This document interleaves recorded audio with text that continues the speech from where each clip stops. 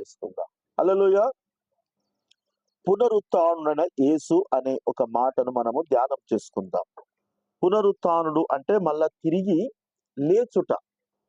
తిరిగి లేచుట అంటే మనము కొన్ని సందర్భాల్లో ప్రపంచంలో ఎంతోమంది గొప్ప గొప్ప రాజులు పరిపాలన చేసిండ్రు. ఇప్పుడు వాళ్ళ సమాధుల కాడికి పోతే ఎవరి సమాధి తెరిచినట్టు ఉన్నదా? లేదు. ఎట్లా ఉన్నది సమాధి? అట్నే ఉన్నది. కానీ ఒక యేసు ప్రభు సమాధి మాత్రము తెరిచి ఉన్నది. Praise the Lord. ప్రపంచంలో ఎంతో మంది డబ్బు సంపాదించినారు, జ్ఞానము సంపాదించినారు, ఎంతో మంది ఎన్నో రకాలుగా ఉన్నారు. ప్రపంచాన్ని పరిపాలించి వాళ్ళ ఆదిని ఉంచుకునే వ్యక్తులు ఉన్నారు. కానీ ఎవరి సమాధి కూడా దాన్ని చుట్టుములవడము కానీ ఏదో జరిగింది. కానీ ఒక యేసు ప్రభువును మాత్రము 100% అందరు మామూలుగా యాక్సిడెంట్ గలనో లేకుంటే అనారోగ్యంతో చచ్చిపోతారు. కానీ ఈయనను భయంకరంగా హింసించిండ్రు. ఈ తలకు ముండ్లు పెట్టిండ్రు, ఇట్లా పెట్టి ఒత్తిండ్రు, చేతులకు బలవంతంగా మొలలు కొట్టిండ్రు. ఇదంతా చీలికపోయింది. అంటే 100% సావుకు అతను కదా, 100% చనిపోయింది ఆయన. ఈ చచ్చిపోయిన తర్వాత మళ్ళీ లేవచ్చా అంటే మొత్తం శరీరం అంతా ఖరాబ్ అయింది కదా. అయినను తిరిగి మళ్ళా దేవునికి స్తోత్రాలు. అంటే ఈ శ్రమలు, ఈ హింసలంటి ఆయన సావును బంధించలేదు. Praise the lord. ఇక్కడ మనము లూకా సువార్త 18వ అధ్యాయము 31వ వచనం మనం చూద్దాము. కొద్ది నిమిషాలే. లూకా సువార్త 18వ అధ్యాయము 31వ వచనం నుంచి మనము చూద్దాము. ఆయన తన 12 మంది శిష్యులను పిలిచి, ఇదిగో యెరూషలేమునకు వెళ్ళుచున్నాము. మనుష్య కుమారుని గురించి ప్రవక్తల చేత వ్రాయబడిన మాటలన్నీ నెరవేర్చబడును. ఆయన అన్ని జనులకు అప్పగింపబడును. వారు ఆయనను అపహాసించి అవమానపరిచి ఆయన మీద ఉమ్మి వేసి ఆయనను కొరడాలతో కొట్టి చంపుదురు. 3వ దినమున ఆయన మరల లేచునని చెప్పాడు. దేవునికి స్తోత్రాలు. అంటే ఇక్కడ ఒక దేవుడు ఆయన చనిపోవడం కూడా ఎలా చనిపోతాడు, ఆయన చనిపోయిన తర్వాత ఎలా లేస్తాడు అనేది కూడా ఆయనకు 100% తెలుసు. Praise the Lord. ఇప్పుడు మనుషులు ఏమనుకుంటున్నారు? యేసును లేకుండా చెయ్యాలని చెప్పేసి క్రూరముగా హింసించారు.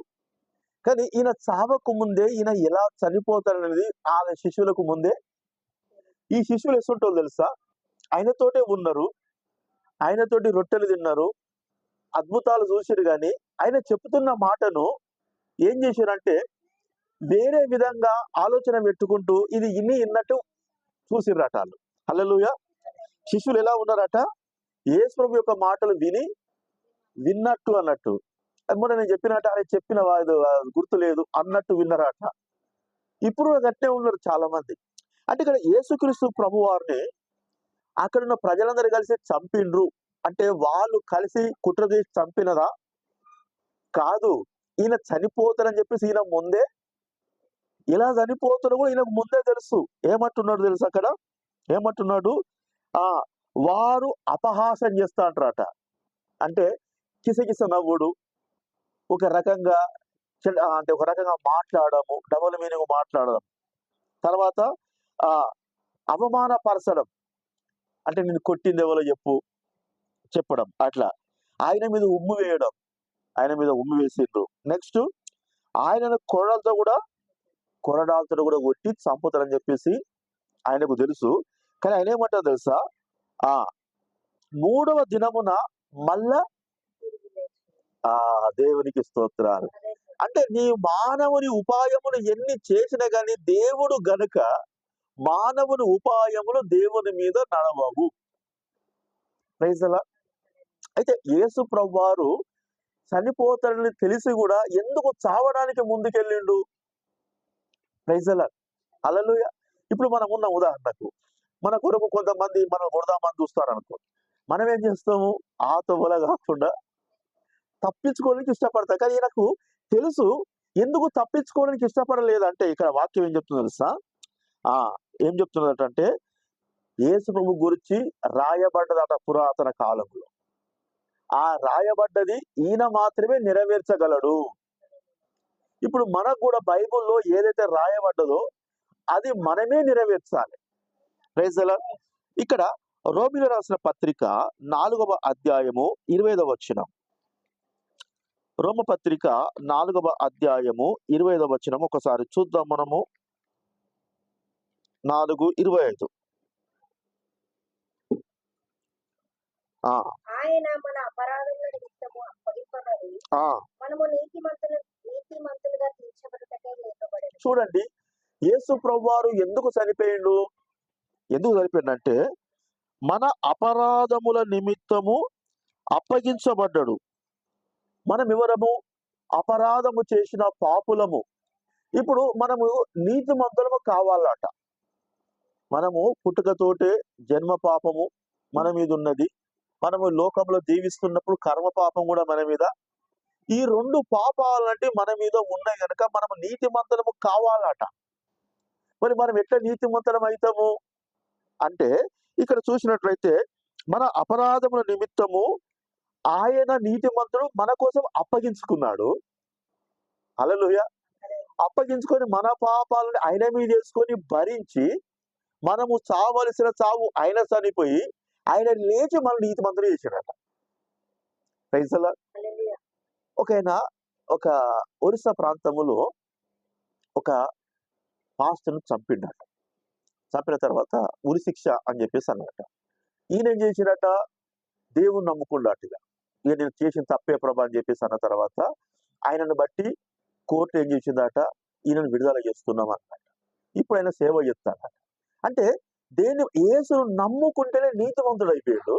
యేసు నమ్మనంత కాలం మనమేమంటాం? వాడు పచ్చి తాగుబోతు, ఆడు దొంగ, గాడ అన్న, ఆడు మంచోడు కానే కాదు మనమే అంటాం. కానీ ఎప్పుడైతే ఎవరైనా కానీ యేసు దగ్గరికి వస్తే ఏమైపోతాం? మనము నీతిమంతులం కావడానికి ఆయన చనిపోయి లేపబడ్డాడు. హల్లెలూయా. అర్థమవుతుంది కదా ఎందుకు మరణించిన, ఎందుకు లేపబడ్డా అంటే. ఇప్పుడు ఈ లేపబడ్డ కూడా ఒక పండుగ చేసుకోవాలి మనం. దేవునికి స్తోత్రాలు. ఇక 5వ అధ్యాయం మొదటి వచనము చూద్దాము. 5వ అధ్యాయము మొదటి వచనం. విశ్వాసం మూలమున మనము నీతిమంతులుగా తీర్చబడి మన ప్రభువైన యేసుక్రీస్తు ద్వారా దేవునితో సమాధానము కలిగి ఉండుము. ఇప్పుడు మనము నీతిమంతులము. మనం అపరాధులమే, జన్మ పాపం కర్మపాపం ఉన్నది. మనము నీతిమంతులము కావడానికి ఆయన నీతిమంతుడు. నీతిమంతుడు అంటే ఆయనకు భార్య లేదు, పిల్లలు లేరు, డబ్బు మీద ఆశ లేదు. ఈ 3 లేడంటే ఆయన సొంటోడు 100% నీతిమంతుడే. ఆ నీతిమంతుడు మనం నీతిమంతులుగా చేయాలని ఇష్టపడ్డప్పుడు ఇప్పుడు మనం ఎట్లా నీతిమంతులం అయితే మరి ఆయన యందు మన మనసులో విశ్వాసం ఉంచితే చాలు. దేవునికి స్తోత్రాలు. ఇప్పుడు ఏమైపోతాం? మన దేవునితో సమాధానంగా ఉండిపోతా అంటాం. Praise the Lord. ఇంకొక మాట చూద్దాం. అదే 8వ అధ్యాయము 11వ వచనము. రోమీయులకు రాసిన పత్రిక 8:11.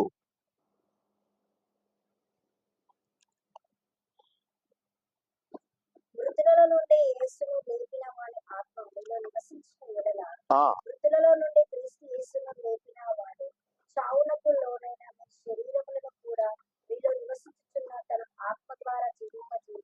చూడండి, మృతులలో నుండి యేసును లేపిన వాని ఆత్మ అంటే చావులో నుంచి యేసును ఎవరు లేపిండ్రు అంటే దేవుడు లేపి. దేవునికి స్తోత్రం. ఇక లేపిన తర్వాత ఏమి జరిగింది అంటే మృతుల నుండి యేసును లేపిన ఆత్మ మీలో నివసించిన ఎడల మృతుల నుండి క్రీస్తు యేసును లేపిన వాడు. ఇప్పుడు మనము అపరాధముల చేత, పాపల చేత మనము చావుకు లోనైపోయినాము. పాపం చేసిన వ్యక్తి ఏమైపోవాలి? తప్పకుండా శిక్ష అనుభవించాలి. కనుక ఇక్కడ పాపం చేసిన వ్యక్తికి శిక్ష అనేది ఉన్నది కనుక మనకు శిక్ష పడకుండా మన శిక్షను ఆయన మీద వేసుకున్నాం. దేవునికి స్తోత్రాలు. హల్లెలూయా. ఇంకేమైంది అక్కడ? పాప విషయమై మృతమైనది కనుక మృతుల నుండి క్రీస్తు యేసు లేపిన వాడు చావునకు లోనై ఉన్న మీ శరీరంలో కూడా మనము విశ్వాసం ఉంచితే మనలో నివసిస్తున్న ఈ ఆత్మ, ఆయన ఆత్మ ద్వారా మనల్ని జీవింపజేస్తారట. జీవించడం అంటే అర్థం ఏంటిది? ఈ భూమి మీద బతుకుడు కాదు, చనిపోయినాక కూడా మంచిగా బతకడమే నిజమైన బ్రతుకు. Praise the Lord. మనం ఒకసారి చెప్పుకున్నాం కదా, ఒక ధనవంతుడు ఉన్నాడు, ఒక లాజరు ఉన్నాడు. ధనవంతుడు ఎక్కడ ఉన్నాడట? పాతాళములో అగ్గిల కాల్తాడట. ఇప్పుడు ఈ అగ్గిల గాలుడు అనేది మనకు తప్పించబడుతుంది దేవుని విశ్వాసం ఉంచితే. Praise the lord. ఇక్కడ ఒక మాట ఆ ఆ అపోస్తుల కార్యముల గ్రంథములో, అపోస్తుల కార్యాలలో ఒక మాట ఉంటుంది. అపోస్తుల కార్యములు 2వ అధ్యాయము 27వ వచనం. నీవు నా ఆత్మను పాతాళంలో విడిచిపెట్టావు, నీ పరిశుద్ధుని కుళ్ళిపట్టను. ఇక్కడ మన మానవుడు చనిపోతే 2 కార్యాలు జరుగుతాయి. ఈ లోపల ఉన్న ఆత్మ ధనవంతం ఎక్కడ పడ్డది? పాతాళం పడ్డది. శరీరం ఏమైపోతుంది? భూమి మీద కుళ్ళిపోతుంది. అర్థమవుతుంది కదా మీ ఇద్దరికి? Praise the Lord. అంటే ఈ శరీరం అనేది కుళ్ళిపోతుంది, ఆత్మ అనేది పాతాళం అవుతుంది. అయితే యేసు ప్రభు వారిని మేకులు కొట్టిండ్రు, ముండ కిరీటం పెట్టిండ్రు, మొత్తం పెయంతా ఎట్లయిపోయిందంటే భయంకరంగా రక్తంతో నిండిపోయింది. ఆయనను ఈ శరీరము కుళ్ళిపోలేదు. దేవునికి స్తోత్రాలు. ఈయన చనిపోయింది కానీ ఆయన ఆత్మ పాతాళము పోలేదు. దేవునికి స్తోత్రాలు. ఇప్పుడు ఆయన యందు మనం విశ్వాసం ఉంచితే మన శరీరం కూడా కుళ్ళిపోదు, మన ఆత్మ కూడా పాతాళం పోదు. దేవునికి స్తోత్రాలు. అంటే ఇప్పుడు మనకి ఏది ముఖ్యము? ఈ పాతాళములో ధనవంతుడు బాధపడే బాధ కావాలా, లాజర్ అంటే అయినా దేవుని దగ్గర ఉండడం కావాలా? అది అందుకే ఈ పండుగ. మనము నీతిమంతులము కాదు కానీ ఇప్పుడు నోటితోటి ఒప్పుకొని విశ్వాసం ఉంచితే ఆ నీతిమంతుడు మన నీతిమంతుడు చెప్తాడు. మీరు క్రిస్టియన్సా అంటే అర్థం ఏంటిది? క్రీస్తు లెక్కనే ఉన్నారని అర్థం. అంతే. Praise the Lord. It is not a religion but of the community. కొన్ని ఉన్నాయి కానీ ఇది ఒక మతము, ఒక కులానికి సంబంధించింది కాదు. క్రిస్టియన్ అంటే అర్థం ఏంటిది? క్రీస్తు లాగా ఉన్నవా అంటే మనం ఏమైపోతున్నాము? ఆయన విశ్వాసం వస్తే ఆ నీతిమంతుడు ఉన్నట్టు మనము నీతిమంతులం అవుతున్నాం, పాపులమే నీతిమంతులం అవుతున్నాం మనం అక్కడ. రెండోది ఏంటిది? ఈ ఆత్మ పాతాళము పోదు, ఈ శరీరము కుళ్ళు పట్టకుండా కాపాడతాడు. ఇక్కడ ఒక మాట చూద్దాము. అదే అధ్యాయములో కూడా చిన్న 31వ వచనంలో కూడా క్రీస్తు పాతాళంలో విడువబడలేదనియు, ఆయన శరీరం కుళ్ళిపోలేదనియు దావీదు ముందుగా తెలుసుకొని ఆయన పునరుత్థానమును గురించి చెప్పాడు. చూడండి, దావీదు అంటే ఎవరు తెలుసా? కొన్ని వందల సంవత్సరాల ముందు ఉన్న వ్యక్తి. యేసు ప్రభు కన్నా ముందు కొన్ని వందల సంవత్సరాల వ్యక్తి ఈయన అంటున్నాడు, యేసు ప్రభు పాతాళములో పోలేదు అంటే ఇప్పుడు మనం ధనవంతుడు చనిపోయిన వెంటనే ఎక్కడ వేయండు? పాతాళం. ఇక్కడ యేసు ప్రభు వారు ఆత్మ పోలేదు అట. ఇంకా ఆయన శరీరము కుళ్ళిపోలేదు ఆయన. అంటే దీన్ని బట్టి మనకి ఏమర్థమవుతుంది? ఆయన పునరుత్థానం అంటే మళ్ళా తిరిగి లేస్తాడు అని ఎప్పుడో చెప్పింది ఈయన నెరవేర్చింది. దేవునికి స్తోత్రాలు. అందుకే ఈయన నెరవేరుస్తున్నాడు కనుకనే శిశువులకు అర్థం కావాలని చెప్తాడు. ఏమని? మనం కూడా కొన్ని విషయాలు ముఖ్యమైన చెప్పామా? ఇప్పుడు బయట మనోళ్ళు మాట్లాడుతుంటే ఒక్క నిమిషం రా, ఒక మాట చెప్పాలంటాం. మనోళ్ళు శిశువులకి ఏం చేస్తే తెలుసా? ఆ బయట జరిగేదో మనసులో పెట్టుకుని చెప్పు, ఏదో చెప్పన్నావు కదా అని చెప్పేసి ఇన్నట్టు ఇంటారు. మళ్ళీ తర్వాత ఇంక మొన్నగా చెప్పినా అంటే ఏమన్నా చెప్పినావా, ప్రామిస్ గుర్తులేదు అంటారు. ఇది కూడా గట్టిగా శిశువులు కూడా యేసు ప్రభు వారు నేను వెళుతాను, కొడతారు, అంత జరుగుతుందని చెప్పేసి చెప్పిండు. వీళ్ళు సరే అన్నారు, కానీ అసలు టైంలో ఏమైపోయింది? మర్చిపోయిందట. Praise the lord. ఇంకా మనము దేవుని యొక్క వాక్యాన్ని చూసినట్లయితే 6వ అధ్యాయము, రోమపత్రిక 6వ అధ్యాయము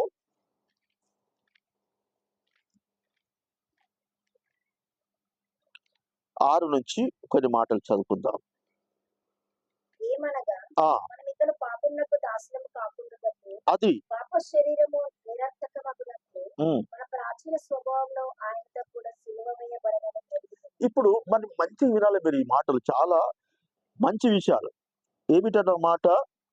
మనము ఇక పాపమునకు దాసులముగా కాకున్నట్లు.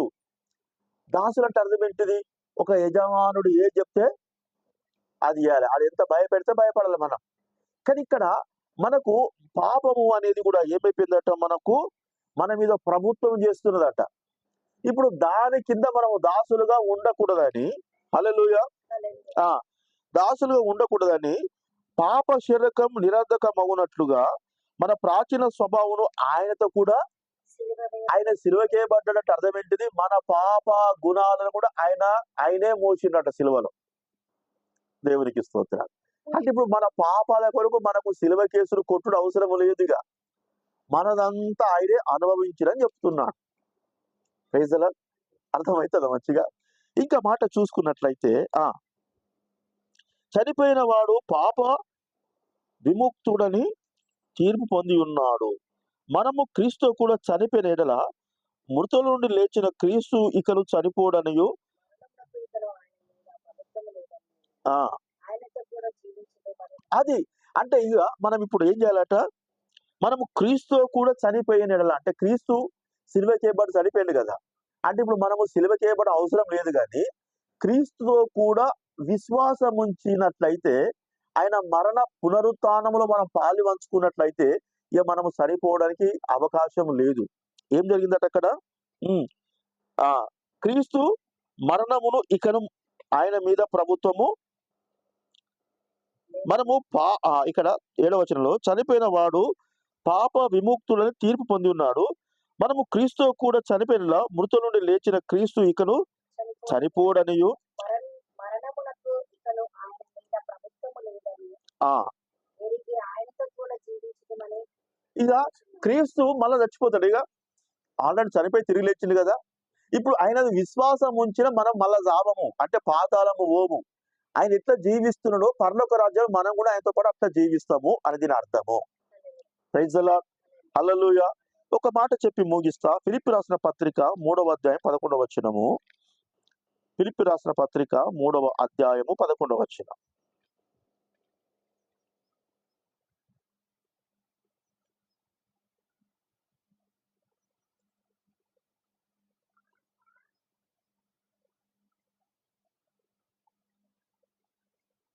త్వరగా. ఓకే, ఇక్కడ చూద్దాము. 10, 11 కలిసి ఉంటాయి, నేను చదువుతా. ఏ విధము చేతనను మృతులలో నుండి నాకు పునరుత్థానము కలగవాలని, అంటే మరణము నుంచి యేసుప్రభువు ఎట్లా లేచిండో మనము అట్లా లేవాలని ఈయన కోరుకుంటున్నాడట. దేవునికి స్తోత్రం. కనుక ఆయన మరణ విషయంలో సమానుభావం గలవాడనై ఆయనను ఆయన పునరుత్థానము బలం వలన ఎరుగు నిమిత్తము, ఆయన శ్రమలో పాలివాడవుట ఎట్టిదో ఎరుగు నిమిత్తము సమస్తము నష్టపరుచుకుంటేనే. మనకు కూడా కొన్ని నష్టాలు జరుగుతున్నప్పుడు యేసుప్రభువు పడ్డంత నష్టపడతానా మనం? అంటే మనం కొన్ని అనుకుంటాం కదా, ఎంత బాధ వచ్చింది, ఎంత ఇబ్బంది వచ్చింది అంటే, కానీ ఆయనకు మేకులు కొట్టంత ఇబ్బంది మనకు వచ్చిందా? ఆయనకు ముళ్ళ కిరీటం పెట్టుకున్నంత ఇబ్బంది వచ్చిందా? కానీ ఇక్కడ వాక్యం ఏం చెప్తుందంటే, మృతుల నుండి పునరుత్థానం అంటే చావు నుంచి మనము లేవాలంటే యేసు దగ్గరికి మనం రావాలి. ఎందుకంటే ఇప్పుడు చూసినట్లయితే ఎంతో మంది రాజులు చక్రవర్తులు ఉన్నారు, కానీ ఎవరు కూడా చనిపోయి ఎక్కడ చరిత్రలు కూడా లేదు. అయితే ఇక్కడ ఈయన ఎందుకు చనిపోయినంటే మనలో నీతిమంతులు చేయడానికి, మనము కూడా సావు అనేది మన మీద ప్రభుత్వం చేయకుండా ఆయనతో జీవించడానికి ఆయన చనిపోయి తిరిగి లేచాడు. Praise the Lord. కనుక ఈ పండుగను మనం ఎట్లా చేసుకోవాలి? చాలా గ్రాండ్ గా చేసుకోవాలి. కనుక కొద్ది మాటలు ప్రభు మన వెనుకలో దీవించును గాక. ప్రార్థన చేసుకుందాం, కళ్ళు మూసుకుందాం.